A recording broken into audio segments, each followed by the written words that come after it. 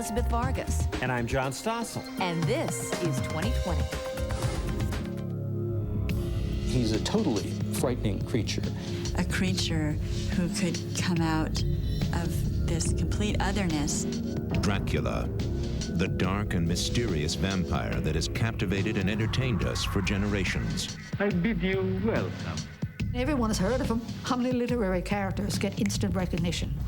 But beyond the fiction, there is this startling fact. Dracula actually existed. A prince who held back an empire, who also tormented his own subjects. He was a great warrior, yes. He was also a brutal tyrant. He was a brutal tyrant. Vlad had impaled a number of Turkish prisoners. This summer, myth and history collide on the pages of The Historian, the new bestseller about Dracula. He is a vampire with a personality and a heritage and even a noble lineage. Tonight, the search for the truth behind the legend of Dracula. 2020, Summer of the Vampire. Now, Elizabeth Vargas. Good evening and welcome to a special 2020. John Stossel is on vacation. Tonight, a visit with the undead and the very much alive as we go on the hunt for one of the most frightening and enduring creatures in history, Dracula. Is he just a creepy legend in a cape or something much deeper, a metaphor for our deepest fears about life and death? How does a story we've heard hundreds of times turn into one of the hottest new books of the summer? So hot that this has become the summer of the vampire. Tonight, the myths, the legend, the fantasy versus the fact. Our very own interview with a vampire hunter. Next stop, Transylvania.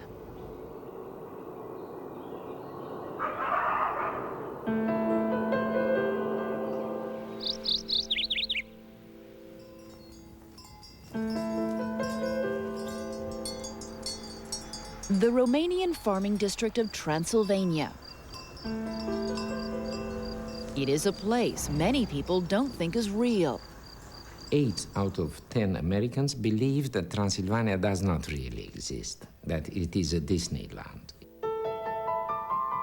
They believed that indeed Transylvania must be a kind of Shangri-La. Outside Eastern Europe, Transylvania is often thought of as a world that lives only on painted movie sets or between the pages of a novel. Audiences and readers know Transylvania mainly as the home of Count Dracula, one of the most shadowy and famous figures in all of literature. I mean, everyone has heard of him. How many literary characters get instant recognition? You go to the mall and stop 100 people and ask them if they've ever heard of Dracula. How many no's do you think you'll get? He is that enduring? Oh, yes. Because every generation will recreate its own Dracula. Dracula's first generation began in London in 1897. Theater manager and writer Bram Stoker published a novel that brought a vampire out of the wild Transylvanian mountains and onto the London streets.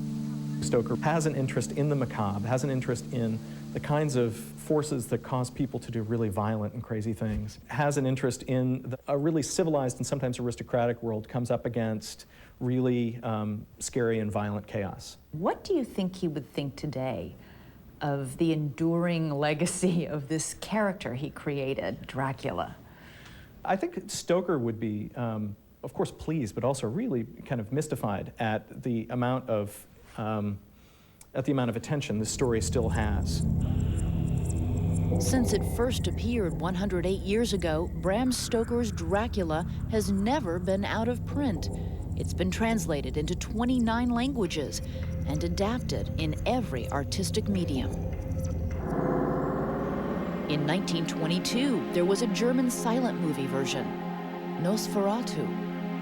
He's a totally frightening creature, half rat, kind of insectoid, and closer to the spirit of Stoker than anyone else has done. Bram Stoker's Dracula was a cadaverous old man with hair on his palms, with bad breath. He seduced no one. His idea of a social call was smashing through your bedroom window in the form of a wolf. Dracula's second generation dawned in Hollywood in 1931.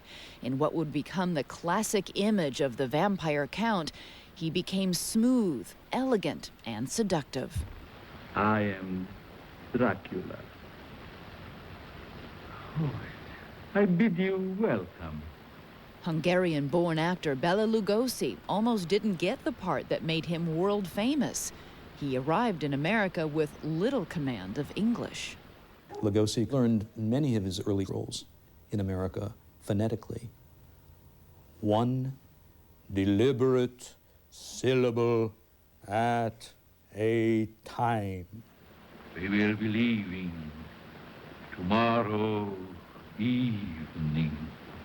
And the result was that unforgettable accent that will ever be associated with Count Dracula. The experience I had of Dracula as a child was my father's storytelling of these pleasantly creepy tales based on the Bela Lugosi Hollywood Dracula. And about 11 years ago, I suddenly had a vision or a memory of my father telling me these stories in beautiful historic places in the old world, in Europe, especially Eastern Europe. And I wondered if this would make a good structure for a novel. Turns out, after 10 years of research, it did. The Historian, Elizabeth Kostova's first novel, creates a Dracula for the current generation. Hello. How are you? Congratulations on your success. Thank you. The book got a reported $2 million advance, a 7-figure movie deal, and it's been on the bestseller list all summer. I was very startled by the kind of response that my book got, but even today we have this fascination with the legend of the vampire. And I think the reason Dracula has been the most popular, the most fascinating vampire of all time, probably, certainly the most famous of all time, is that he is a vampire with a personality and a heritage and even a noble lineage. The search for the truth about Dracula's Eastern European lineage gives Kostova's tale its new and modern twist. It wraps the old story in new scholarship. It's really the pull to know, the quest for knowledge that drives these characters, even when they know that they're getting in over their heads. She says it also explores the power of storytelling, and it incorporates the original novel into its plot. The Historian is about the superstition that there are vampires. It is about a fictional creation, Bram Stoker's Dracula. It also is about history and about real places. So some of it is fact and some of it is fiction. Central to the story is a name that actually exists in the pages of history: Dracula. Readers have been buzzing and shuddering all summer once they discovered he was real. Stay with us.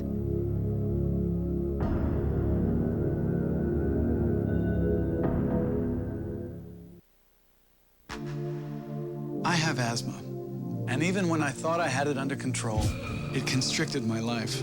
I avoided doing some things because I knew they could trigger my symptoms. When my asthma symptoms flare up, I never know how bad it's gonna be. A little wheezing or something more. That's not the way I wanted to live. So I talked to my doctor about getting more symptom-free days with Advair. Advair is the one asthma controller that treats the two main components that cause my asthma symptoms: airway constriction and inflammation. So I can have more days without symptoms, and that means more days without worry. Advair won't replace fast-acting inhalers for sudden symptoms and should not be taken more than twice a day. Rare but serious asthma-related fatalities occurred in a study with Ceravin, one of the components of Advair. While adjusting to a switch from an oral steroid like prednisone to the inhaled steroid in Advair, be very careful as you may be less able to heal after surgery, infection, or serious injury. See your doctor if your asthma does not improve. Ask your doctor about Advair. Enjoy more symptom-free days. This is the story of two wireless phones, both destined for America. But only one would become a Verizon wireless phone.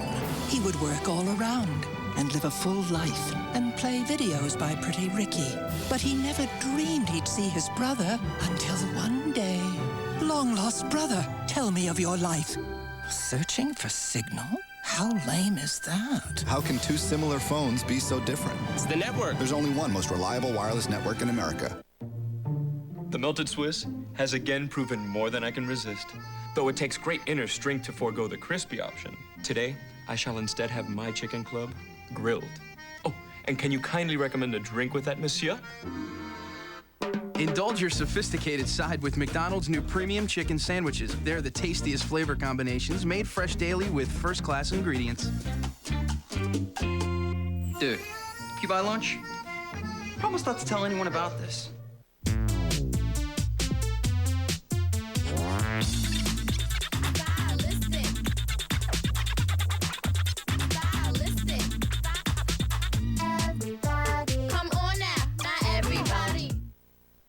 So, you've taken the Kellogg's 2-week fiber challenge? We have. And? Well, I must say I feel a bit more... More? Exactly. Splendid.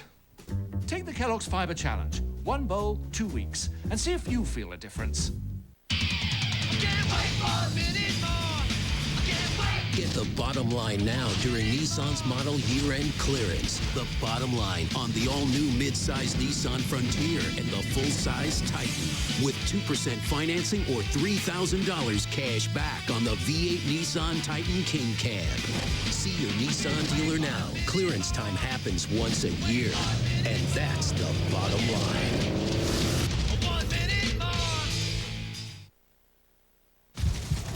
We crashed 1,000 miles off course.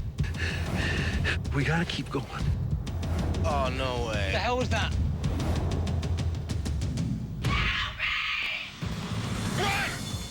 Nobody's safe. Do you think we're being punished? This is destiny. I'm so scared. I want some answers!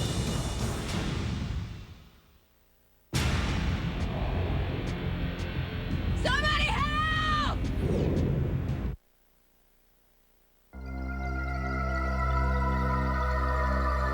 As we continue, it's time for a very unlikely celebration of a man who cruelly slaughtered thousands of people.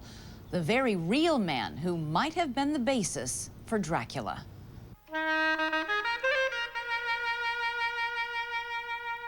It could be the year 1405, not 2005. At celebrations like this one in Romania last month, honor is paid to Vlad Tepes, a ruler during the 15th century when the people here faced domination by the Turkish Empire. Vlad belongs to the Romanian rulers who, under the pressure of the Turks, would not yield, would not become their friends, would not become their ally. It was not easy. This national folk hero to many Romanians also went by another name, Vlad Dracula. There have been 3 letters discovered, which he signed as Dracula. Was that his name? It was a nickname that was derived from his father, Vlad Dracul. So the father took the name Dracul, which was the Romanian word for the dragon. And Dracula was and the Dracula son? was sort of like the son, the little dragon, the son of the dragon. Vlad Dracula led his army in a famous stand at the Poenari fortress against the invading Turks. He was best known for his defense of his small principality. He was a great warrior. He was also a brutal tyrant. He was a brutal tyrant, and then the nickname the Impaler came by it honestly. He called himself Dracula. Romanian historians call him Vlad Tepes, meaning the stake. In English, Vlad the Impaler. Several major interpretations of the Dracula legend make a link with Vlad. Francis Ford Coppola's lavish Dracula film begins with something not in the original novel, the story of Vlad the Impaler. The Turkish army was approaching, and in order to employ a type of psychological warfare, Vlad had impaled a number of Turkish prisoners in what was labeled a forest of the impaled. The response was, we don't want anything to do with this guy. Let's turn around and go home. The psychological warfare worked. That's right. It worked. It worked indeed. Historical opinion on Vlad was influenced by a rare German pamphlet. One of the few remaining copies in the world is in a Philadelphia library. It's a very short pamphlet. It was published in Germany. It was published in Nuremberg in around 1481, I think. What does the pamphlet say about Vlad? It basically lists item by item, and then Vlad the Impaler impaled 2 monks who came to visit him on a mission of mercy. And then Vlad the Impaler impaled 2 German businessmen who came trading. And it's just sort of a list of all of the different atrocities attributed to this man. Vlad's legend got even darker and more mysterious after he died. Martyred, it said, at the hands of Turkish enemies who beheaded him. After he was killed, the story goes, his head was taken back to Constantinople as a trophy for the Sultan, and Vlad's headless body was buried at a monastery in Snagov, which is about 25 miles from Bucharest. 4 centuries later, when the monastery site on Snagov Island was excavated, the grave was empty, and a historical mystery began. Where was Vlad Dracula's body? The monastery was even lovelier up close and rather forbidding, with its ancient walls and high cupolas, each crowned with an ornate 7-pointed cross. Skirting those beautiful old walls, I realized suddenly that for the first time, I was actually walking in Dracula's footsteps. Until then, I had been following his trail through a maze of documents. Elizabeth Kostova's novel, The Historian, follows a contemporary woman on a trail through history. In that plot, the grave at the monastery is empty because Vlad Dracula is still undead. There really are 2 Draculas. One of them, of course, is Vlad III of Wallachia, this historical figure who had the name Dracula. And the other is the creation of an author, Bram Stoker's Dracula. In my book, I've made a kind of jump to fuse the 2. The connection between the 2 has been made before, and not in a novel.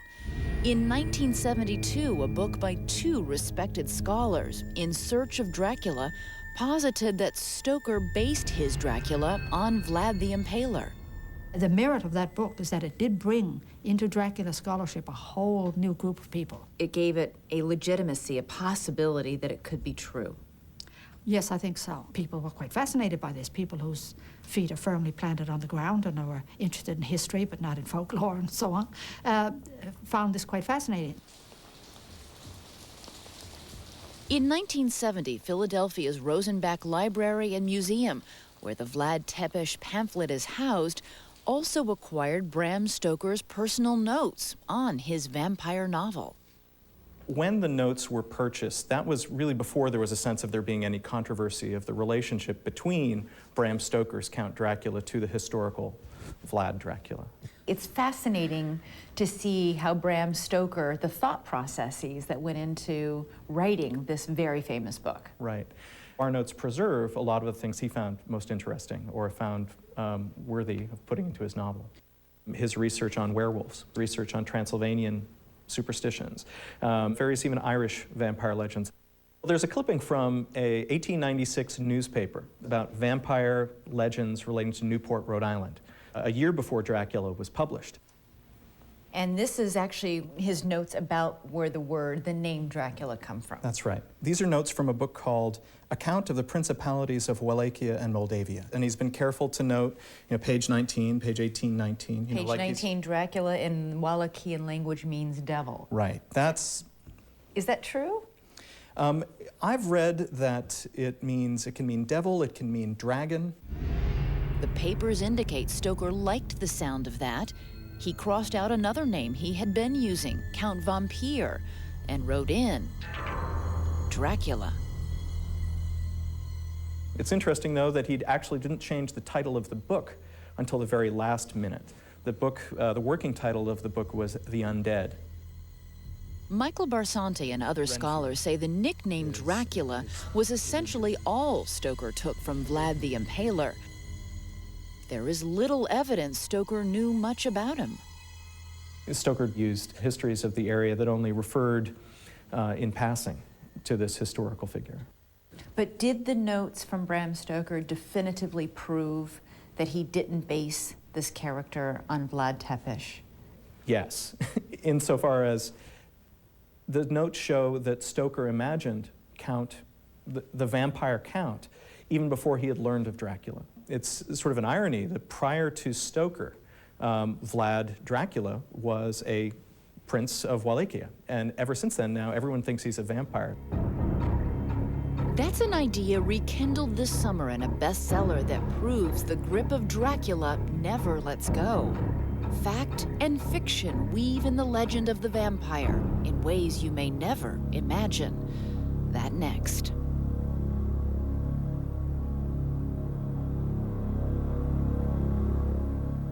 Continues with Summer of the Vampire. Legend has it that the way to kill a vampire is with a stake through the heart.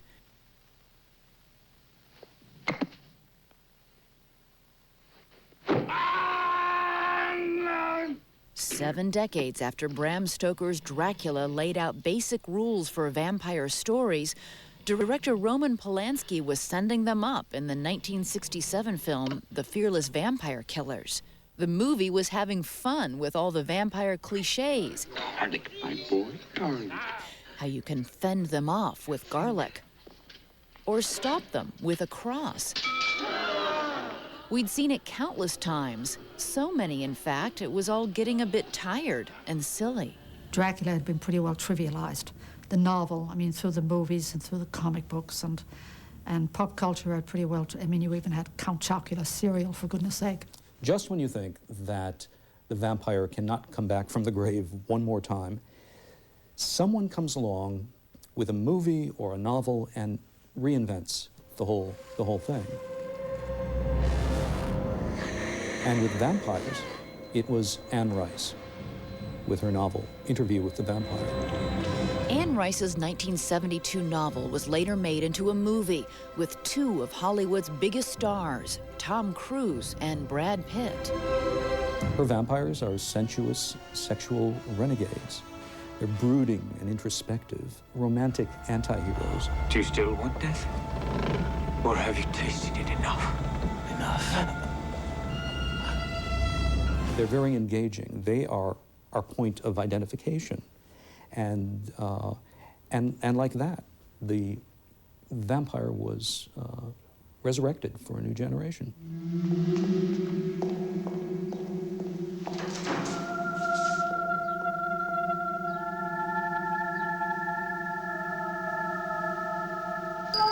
The more modern vampires in the 1983 movie The Hunger reflected the lasting influence of Anne Rice, a decade after her book came out. They're erotic. They are larger than life. They feel things intensely. The image has been transformed from something repulsive and scary to something seductive. Well, yes, it is the way they live. I mean, you could get a zombie to live forever, but who wants to be a zombie? Nobody. Who wants to be Frankenstein's monster? Nobody. We want to be vampires because vampires get all the girls or all the guys. What have you done to me? I've given you something you never dared dream of. What? Everlasting life. The vampire legend is part of an answer to the question, what would happen to us if we were allowed to live forever?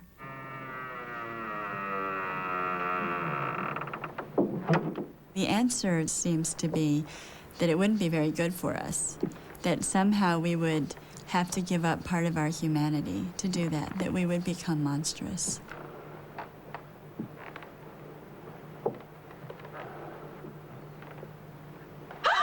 The inhuman otherness of the vampire is at the heart of German director Werner Herzog's 1979 remake of Nosferatu. Es ist noch viel grausamer, nicht sterben zu können. Ich wünschte, ich könnte an der Liebe teilhaben. Fears of being trapped forever in a netherworld between life and death are central to the vampire legend, a legend that goes back to ancient cultures. At the center of the vampire lore is the fear that a vampire bite will make the victim like the monster, condemned to an eternal afterlife and an unyielding need for fresh blood. Well, the word vampire itself seems to have cropped up in Slavic countries. as a term for a blood-sucking corpse that comes back from the grave. It's quite amazing, this whole idea of blood, the mystical, magical, almost religious, symbolic power of blood. Vampire legends have been around for thousands of years, and blood has long played an important role in many religions.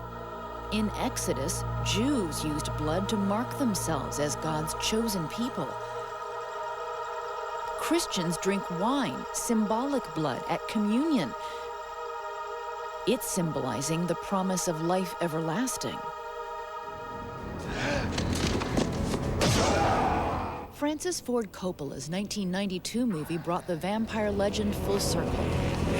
Called Bram Stoker's Dracula, it united the themes of death, sex, and blood.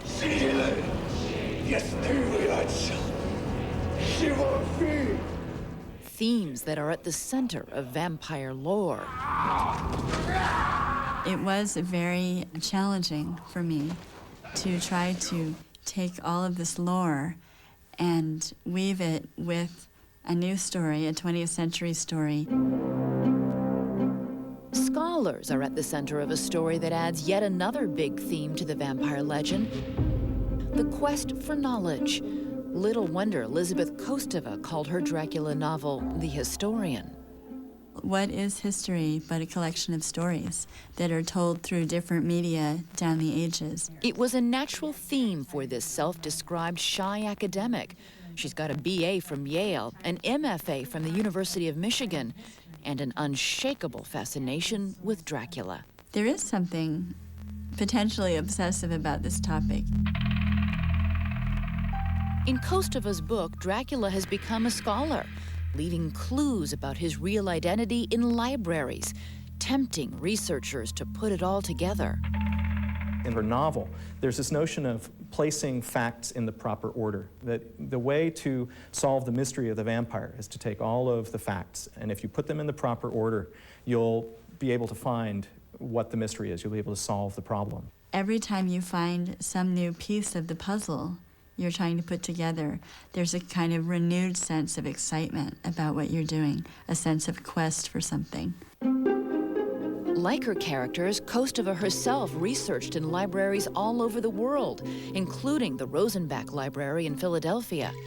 She saw the 15th century document about Vlad Tepes and Bram Stoker's papers, with guidance from the library staff. I mean, it turns up in the novel, doesn't it? You know, the librarians play an important role in feeding people information. They're the stars of the new book. They certainly are. Researchers in the book are after an evil that passes through the generations. They're on a hunt through time. I wanted to have some sense in the book for the reader of, here's a story, listen to it, we have all the time in the world to hear it, because it is an ancient story.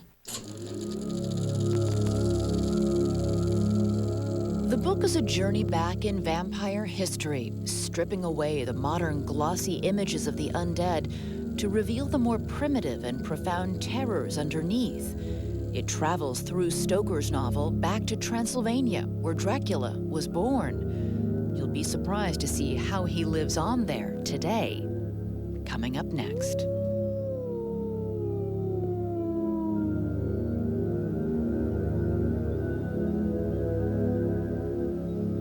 Farming area of Transylvania doesn't look very menacing. But author Bram Stoker borrowed not only its locale, but the name of one of its leaders. After his novel, Dracula, generations of readers thought of Transylvania as a place where monsters were born. Transylvania has become this kind of psychic dumping ground for every kind of monster under the sun, and at one point or another, I think, Dracula, Frankenstein, the Wolfman, they've all been there. It's surprising how many people think that Transylvania is a fictional place. For Bram Stoker, it might as well have been. He never traveled there. Eastern Europe was very distant. The mountains in Transylvania are an extremely remote terrain. But like Bram Stoker, I have never actually made it to Transylvania. Kostova and Stoker knew only a Transylvania of their imagination. They expected that was the one their audience knew as well. Bram Stoker chose perhaps the most mysterious spot in all of Europe for his readership to think about a creature who could come out of this complete otherness and yet make it to England. When Stoker's Dracula arrived in 1897, Londoners were already frightened. Jack the Ripper was leaving the bodies of dismembered prostitutes on the streets. There were fears of tuberculosis and concern about a growing number of Eastern European immigrants. That is a really important part of the atmosphere of Dracula, in the sense of a threat, of a violent threat, not just from without, but also from within. There was a lot of fear about different kinds of nationalities and cultures immigrating into Western Europe and into London specifically. There was a lot of xenophobia going on then about the outsiders coming into London. So do you think part of that was why Dracula was this Eastern European evil man who brought this scourge with him? I think there's a lot to that. You know, it's significant that Dracula doesn't come from Paris. You know, Dracula doesn't come from Scotland. You know, Dracula comes from Transylvania. He comes from far Eastern Europe, and I think, you know, people and his readers would have identified that as a place that scary things come from. Scary things were there in the modern era as well. After World War II, the Cold War separated East and West, the so-called Iron Curtain. Romania, in the Eastern Bloc, was Soviet-dominated and communist-controlled. After the Iron Curtain fell and East and West were divided again in the 20th century, this sense of mysteriousness, instead of being opened up further with the modern age, was actually deepened for us. There was mystery on both sides. When, in the 1960s, Romania began letting in international tourists, there was a shocking culture clash. Fancy this situation. Foreign tourists arriving and asking the guide, "Can you tell me where Castle Dracula is?" And the guide saying, "Whose castle?" Romanians had never heard of Count Dracula.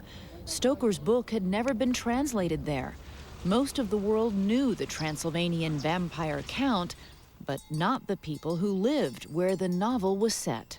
Superstition was banned in Romania, communist Romania, because it would not make a good worker. That's why Bram Stoker was not translated. Nikolai says communist authorities suggested showing those early tourists the real Dracula, the 15th century ruler, Vlad the Impaler. After 1989, in post-communist Romania, Stoker's book and vampire movies finally became available. And once the Romanians caught on, they knew exactly what the tourists wanted to see. You have two Draculas now. The historical Dracula, the other one is the supernatural Dracula. We call the whole of Romania Dracula Park.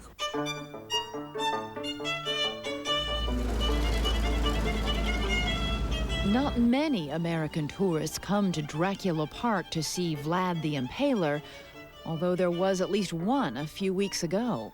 I had two childhood people, that were interesting to me through my whole life.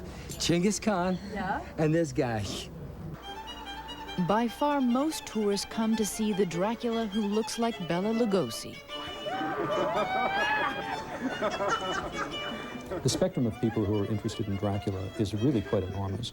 What's not to like about vampires? They're rich, they have fabulous wardrobes, usually a castle in Europe. There are plenty of castles in Romania. Tourists want to see the one where the vampire lived. There is no such thing as Castle Dracula in Romania. There's a place that calls itself Dracula's Castle, but it isn't. The Romanian Tourist Bureau decided to build one in the region where Bram Stoker sets it, because readers of the novel were looking for Dracula's Castle. So they have this hotel. Everything is implied there. You are in the house of the vampire. Myth and reality weave together like a fabric in Transylvania. That's part of the lure. That it has certainly been a place I've longed to see for myself. We asked Elizabeth Kostova to come see it with us. She didn't care about the tourist stuff. Her main interest was the mystery of Dracula's grave, proof in her book that he is still alive. Stay with us.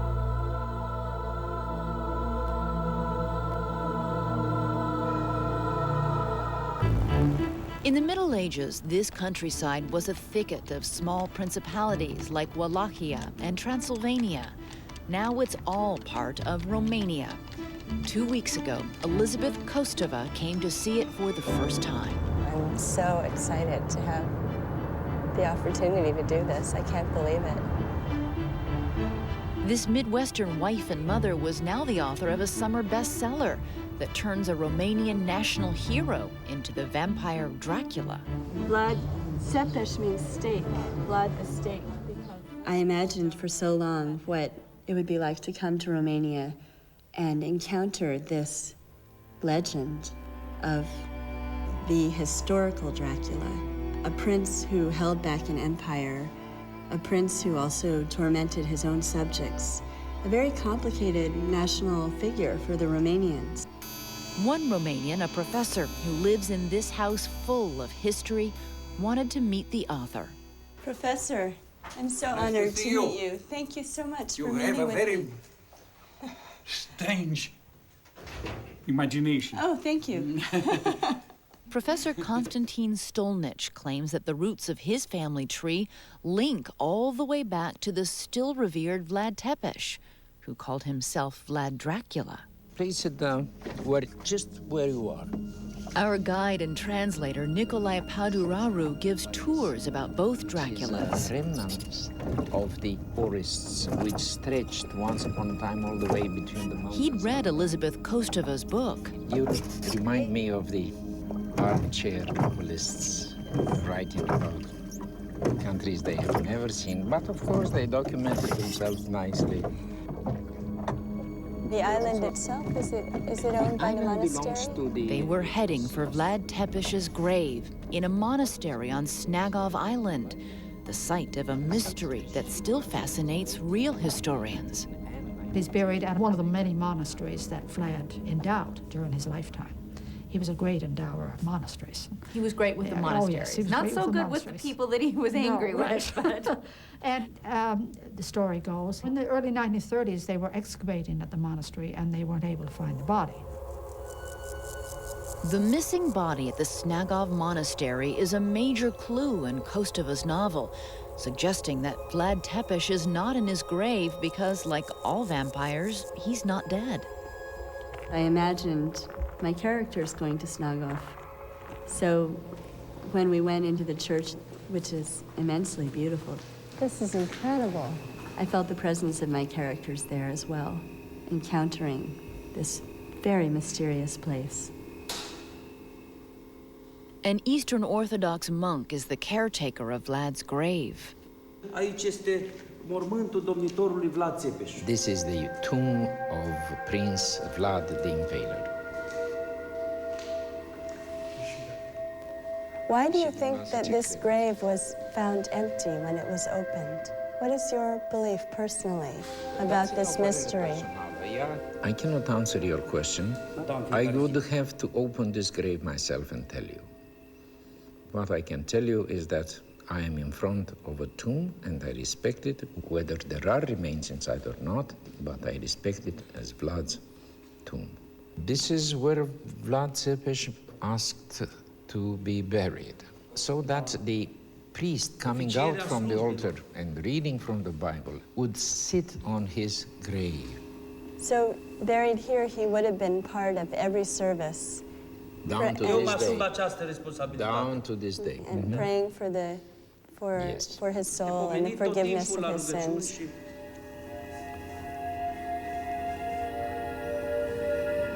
Outside Romania, the view of Vlad Țepeș, Vlad the Impaler as he's known in English, is not so reverent. and practicing impalement not so dismissible. It was a very painful way to go, and sometimes it would take days for the victim to die. Vlad's defenders will point out that's what you do to your enemies, or to people who were naughty at home or didn't pay their taxes or didn't observe the rules. Now, this was a time when tyrants were horrible. I don't think you'll find too many benevolent tyrants in the 15th century. And the kings of England were known for atrocities. Then you have people like Ivan the Terrible, of course, who was even worse than Vlad.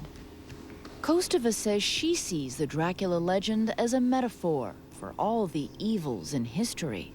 Part of the power of what you feel when you come to this place is the real Dracula, the real horror of history, which is something far beyond any supernatural invention. There is evil at the core of the story, whether or not you believe in vampires. In The Historian, Dracula has evolved yet again, from monster to seducer, and now to an emblem of past horrors. He is a figure so rich with meaning and metaphor, he's likely to come back yet again.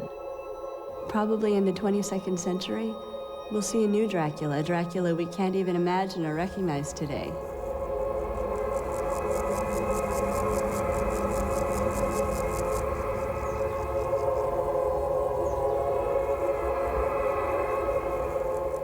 Broadcast for tonight, but next week, everything you thought you knew but just might be wrong. It's a top 10 list of myths and misconceptions. Are chemicals really killing us? Can money buy happiness? And the one we've all heard, you'll get a cold from just being cold. All over America, 1 million mothers are telling their kids, don't go outside without a coat, you'll get sick. I guess 1 million mothers are wrong. Next Friday, John Stossel with myths, lies, and straight talk. And the answer to the question, do Americans have less free time than we used to?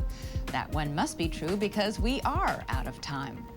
I'm Elizabeth Vargas, and for all of us here at 2020, good night.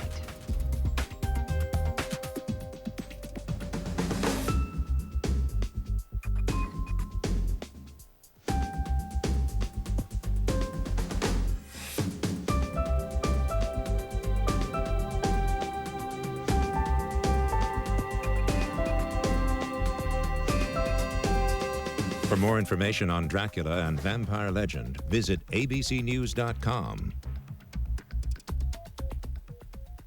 Clemens finally visited his field of dreams. He found